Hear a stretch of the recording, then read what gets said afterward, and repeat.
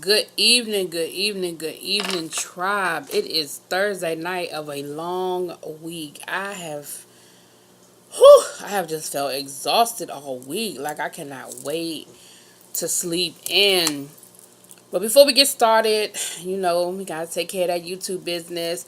The tribe is growing. I'm so excited. Y'all just don't know. I click every day to see if I have new subscribers, and it's just been great. So click subscribe. If you found this video and you like it, click that up button or down if you don't like it. Let me know. This is RuPaul season 10, episode 5. Episode 5. And let's just dig into this. It's a few things going on. I'm kind of torn this week. I'm torn about a few things that happened. So I have my notes because it's still a whole lot of damn queens, and there was a lot of shit going on, a lot of names. So we pick up, how we, every year every year, Jesus. Told y'all it's been a long week. Every week we pick up where the last week ended with the elimination, and we get the reaction. And so Rusty Bottom was eliminated last week, but Monet was in the bottom, and Monet gave a hell of a lip sync. Actually, both of them did. It was a great lip sync. I almost expected Rue to do her, nobody's going home thing, because she was so impressed with both of them, you could tell. But Monet stayed. Rusty's gone.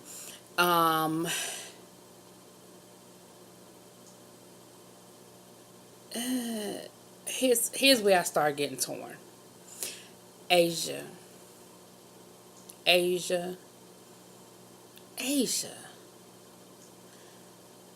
like Asia. I do. Like Asia, like I've been Team Mayhem from the beginning, so I'm not going to flip-flop. However, Asia is starting to come through for me, and I'm actually starting to like her. However, that stunt she pulled last week, I'm not feeling it. I don't like it. I'm not feeling it. You cannot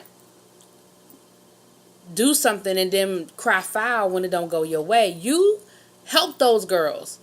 You knew your shit wasn't done. You knew your outfit wasn't ready. And yet you helped everybody anyway and bragged about it in your confessional. Oh, I just feel so good. I'm doing things. I just think this is what I'm supposed to do, and all that shit. Like you trying to get Miss Congeniality instead of instead of RuPaul's Drag Race, prize. So you got called out for it on the runway. And so we kind of see you continuing your little tantrum, because that's what it looks like to me. It's just a fucking tantrum. And it's not a good look. You talking about something, nobody came over to check on me. Bitch, what? What is that?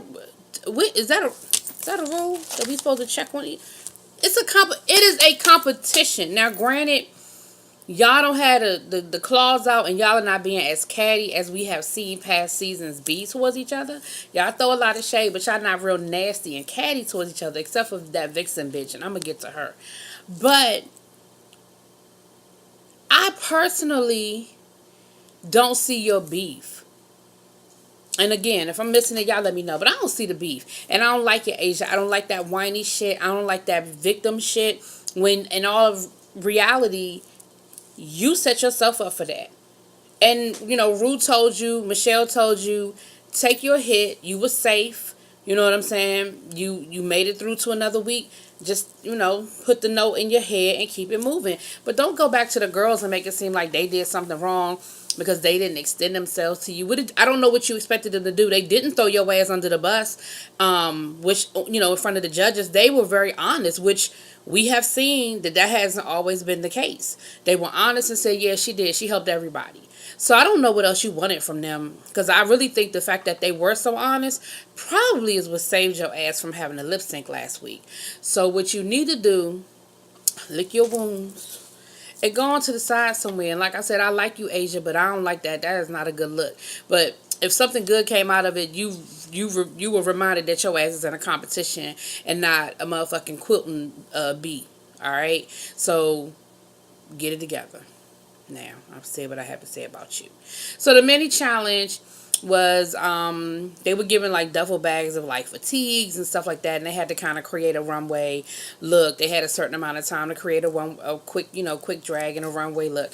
I think people were pretty creative. I did like, I wrote down the ones I liked, because I can't be concerned with the ones I didn't like. I liked Asia. I liked your little quick drag. I liked Monet's.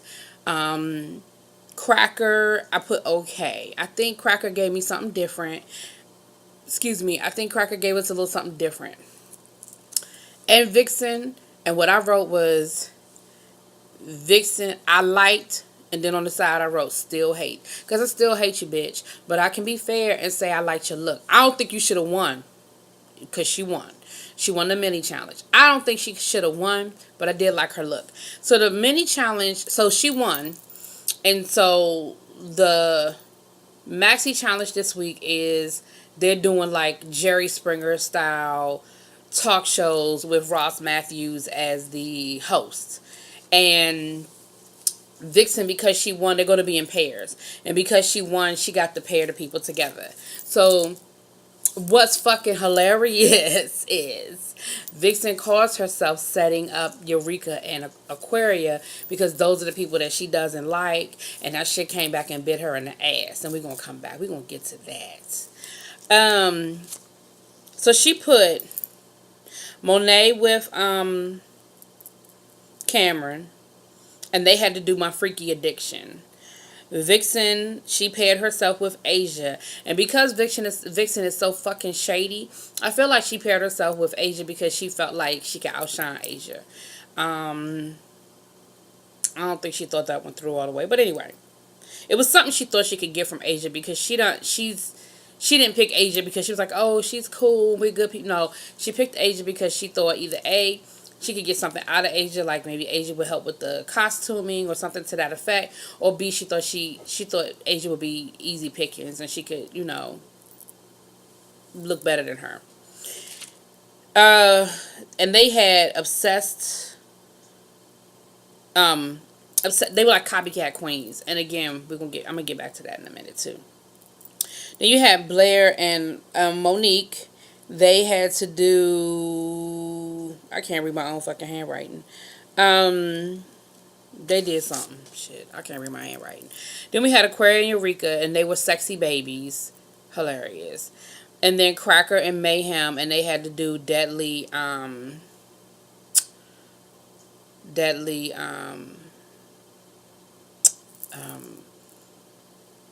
afraid of. So Mayhem was definitely afraid of pickles. So we'll get back to that. I still wish I could remember that last one. I'm sorry, y'all. It'll come to me. It'll come to me. So in the maxi challenge, Eureka stole the show. I'm just gonna give it to y'all like this. Eureka stole the fucking show. She did the damn thing. She had to play sexy baby, and she was playing against Aquarian.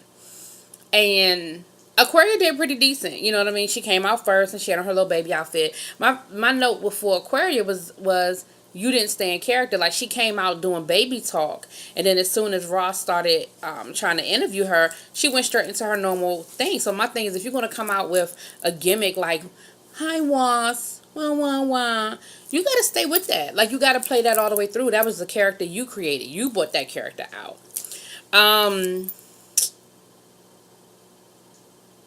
Monet and let me go back to it was Monet and her partner was Cameron.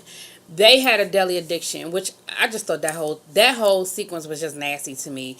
Monet was addicted to eating hip pads, and Cameron was addicted to sniffing the tuck panties, and the concept was just nasty. Like, it just wasn't, and the performance was not good. Like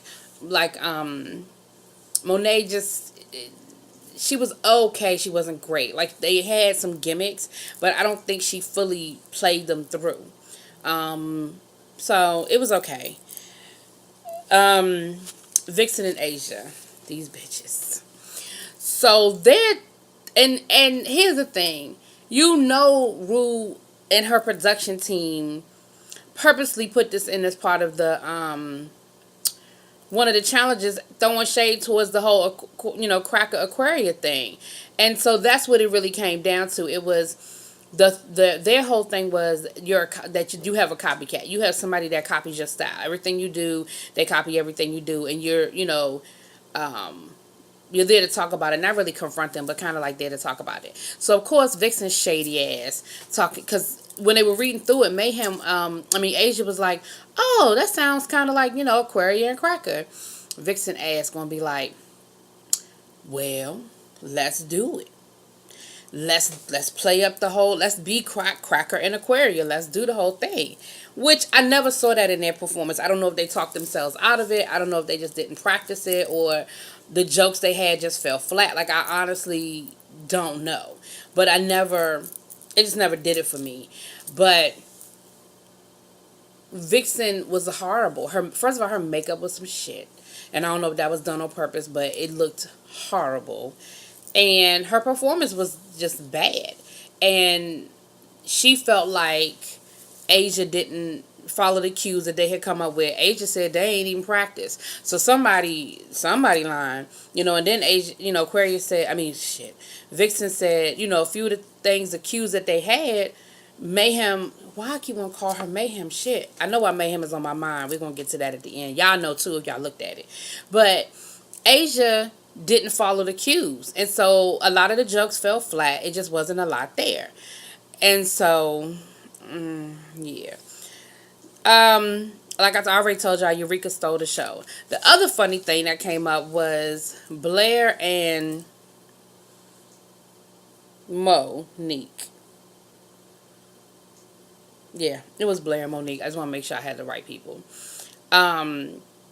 They were doing their thing, and they were talking about their, how they were going to joke and go back and forth. And that's what it was. Blair and Monique, they were both in love with the same person, which happened to be a cactus.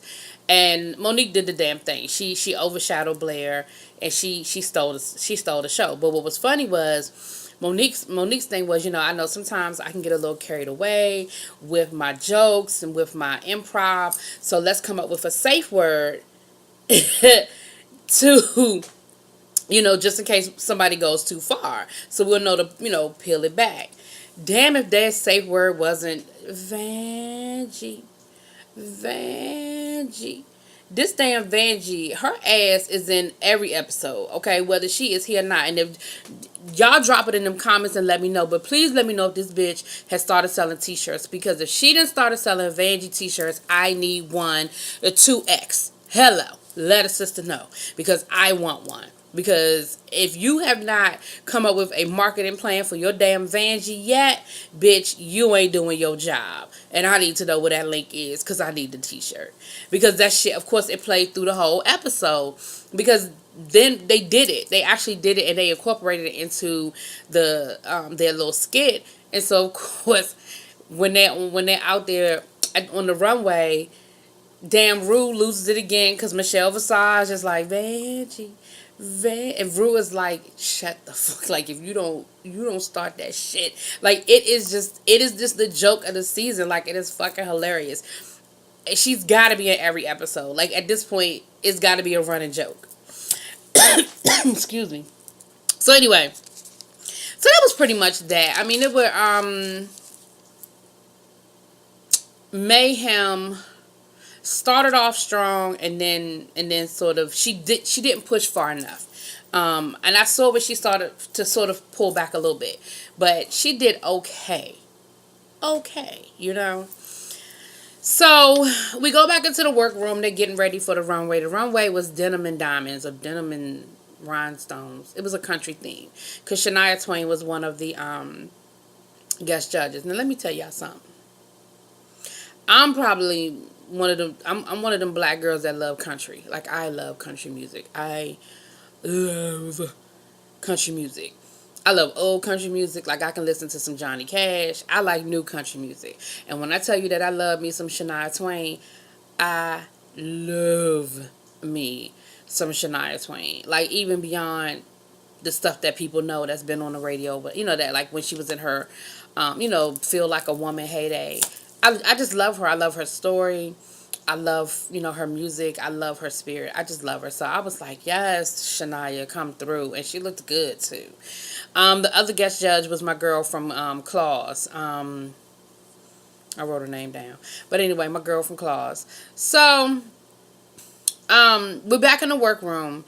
And the the girls are getting ready for the runway, and a couple of things happen in the workroom. One, we have Eureka and Vixen sort of makeup. Now let me say this. Last week, I looked at a lot of reviews, and a lot of people were sort of blaming Eureka and were like Team Vixen on this whole argument they had last week. Now, I just felt like Eureka was standing up for herself. I think that, again, we know that these shows are edited and we don't see everything that happens. But sometimes you have to listen to what people are saying when things are going down to let you know what you missed. And what I feel like we missed that we didn't necessarily see in that exchange is that Vixen has been throwing shade towards Eureka, and Eureka knows it. Like, it's not no undercover shade. It's some straight up, you are in my face and you got an attitude with me and I don't know why. Like, I didn't do anything to you. You don't know me like that.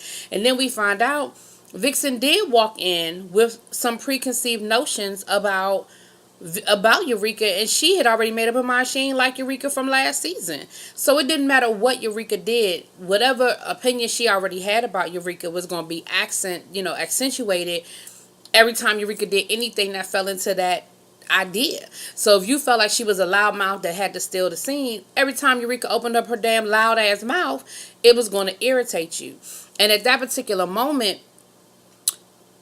she had cut Eureka off in the argument last week, and she had made a nasty comment towards Eureka, and Eureka's response was, you know what, I'm tired of hearing you talk.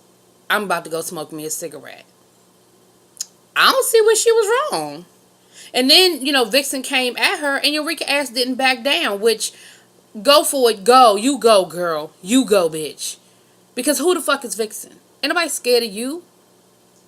You know what I'm saying? She one of those people that bark, and because she's used to people backing down because she's barking, then all of a sudden when somebody don't back down, then she don't know what the fuck to do with that. And Eureka ain't back down from her ass.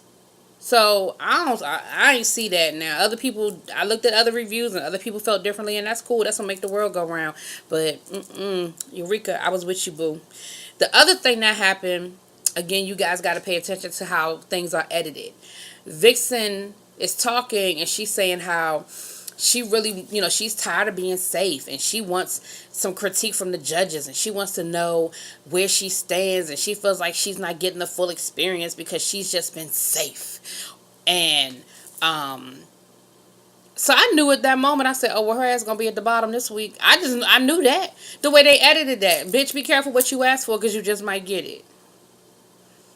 And I feel like your ass should have been at the bottom before. So I think you've been lucky your ass has been safe, because I think the more they weed out a few more queens, that bullshit that you do is going to stand out more and more. Because I haven't been really impressed with pretty much, I would say 95% of your looks. Not impressed. I think you had one or two that I kind of thought were okay. So yeah. So, those were the things. Let me make sure before I move on. That was pretty much what I picked up. I wrote Vanjie steals the show again. I already talked about that, but these are my notes, y'all. Vanjie steals the show again. So we get to the runway.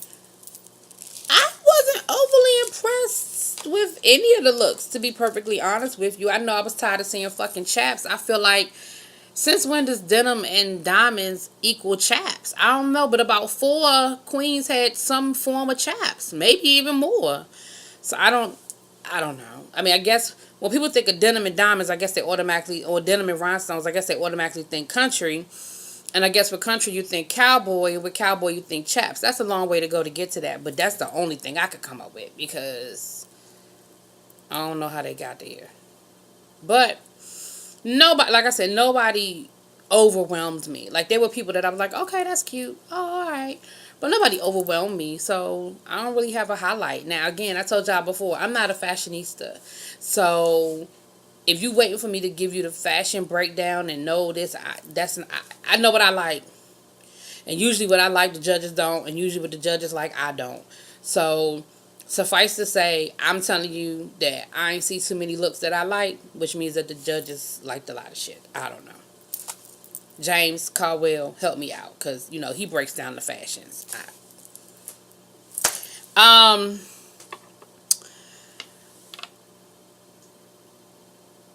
The top, Eureka, Cracker, Monique. They were the top. And Monique was sort of like fringe top because I don't think she was top, but she was, they kind of try to do two or three at the top and two or three at the bottom.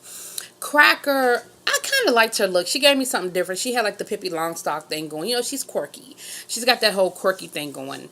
And they liked it, and they told her keep it up. You keep up that quirkiness, like that's part of that's your shtick. Keep it up. Then we had this is running long, y'all. I'm sorry. Then at the bottom we had Vixen, Monet, and Mayhem. I told y'all Vixen was gonna be at the bottom, didn't I? But she was safe. So the lip sync came down to I put their two names together. Monet and Mayhem. And of course Monet is like, I feel like I'm wasting my time. That's not what she said. She said, I feel like I'm wasting Rue's time. Like, I feel like she wasted a ticket on me because it's the second week in a row that I'm at the bottom and I just don't know what I'm doing wrong. And Cracker told us last week that Monet is used to running up on stage in a jumpsuit, ain't tucked, and some, with a little flat wig on and doing her thing, and people loving it. So she's not used to being challenged. She's been rewarded for doing the way it sounds, mediocre drag. So now that she has to elevate it, I don't think she knows how to. But what the bitch can do is lip sync. She tells a story with her lip sync. Like, it's more than just her lip syncing and dancing on stage. She is giving you a performance. You understand what I'm saying? Her lip sync this week was totally different from her lip sync last week. She didn't do the same trick with the death drop, fake me out thing. She told a story. The first thing she did was she ripped off the wig and she had a short little pin curl. I don't know. But a little short bob wig. And she leans over like she's riding a motorcycle, and so she's doing this whole thing like she's riding a motorcycle, and the music they lip sync it to Feel Like a Woman by Shania Twain, so it goes right into it. She's mimicking that she's smoking a cigarette, and she is giving you a story. It's almost like you're watching a music video. And Mayhem is trying, but Mayhem is outmatched from damn near the first note. I like Mayhem. Y'all know I was team Mayhem. But a couple of things about Mayhem, and then I'm gonna end it here. I think Mayhem did really well that first week, and didn't know where else, and how I want to say it. She did really well that first week, and then somewhere she got lost. I think she had more to show us. She's not this popular for no reason. She's not one of the most marquee. I mean, you had people in that room that were fans. Like legitimate fans of you. You don't get that way because you're not good at what you do. So she's clearly good at what she does. I think that for whatever reason, she never hit her stride. And that's a shame because I think she had a lot more to show us. I know I was looking forward to seeing a lot more of what she had to show. So somewhere, unfortunately, we didn't get it. And I feel bad. I hope that we get another all-star soon, and I hope she comes back and she shows us. The other thing is something that I ain't gonna keep dropping his name, but y'all know who I'm talking about, JC. We talked about offline about her being a pageant queen and how for some reason pageant queens don't seem to do really well because the judges are looking for the crackers, the Sharon Needles, the quirky gimmick or what have you. But Mayhem is just giving you straight glamour. She's giving you beautiful makeup, glamour, you know what I mean? And so I just felt like she seems to be shy. So I think a lot of these challenges took her out of her comfort zone and she didn't quite, that first challenge where she didn't really speak up, she sort of got lost in the sauce. This week, I think she did speak up and she did give a better performance. She just didn't push it far enough. I think had she done this much more, I think Vixen would have been lip syncing instead of her. I do. I think if she had given just a little bit more, just a smidgen more in her performance. But I'm so upset to see her go. Like and I'm upset to see her go because I just feel like we didn't we didn't get all that we could have gotten, and I just think she had so much more to show us. So I'm sorry to see her go. Eureka won, and this is the same week. The week 5 was the week that Eureka got sent home last week. Excuse me, last year when she hurt her knee. So this was sort of a milestone for her, and to win it, Eureka I think has a different level of confidence at this point. So we're gonna see where it goes next week. I think Vixen's I think she's starting to be exposed. I mean, the people in the workroom know, but I think the judges, I don't think she's going to be much longer. So we'll see. We'll see how it goes next week. Drop it in the comments. Let me know what y'all think. Peace.